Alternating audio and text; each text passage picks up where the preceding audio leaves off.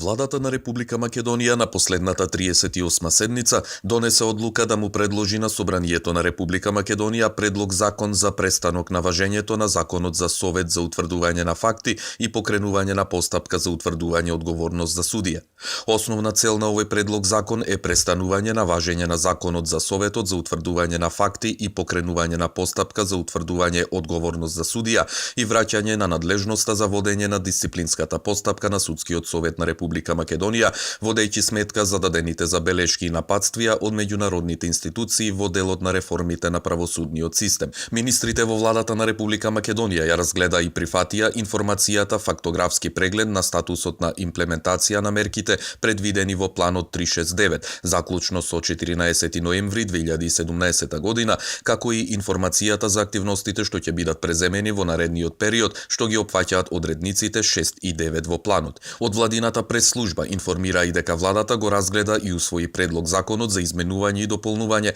на законот за акцизите, со кој се предлага зголемување на висината на акцизата на гасно масло, дизел гориво, кое се користи како погонско гориво, и на гасното масло што се користи како гориво за греење за 3 денари. Владата го усвои и предлог законот за изменување и дополнување на законот за пензиското и инвалидското осигурување со цел да се обезбеди непречено остварување на правата од пензиско-инвалидско осигурување. Со предлозите за измени на овој закон се врши и допрецизирање на одредбите од член 61 од Законот за пензиското и инвалидското осигурување, кои се однесуваат на остварување право на семејна пензија за дете инвалид.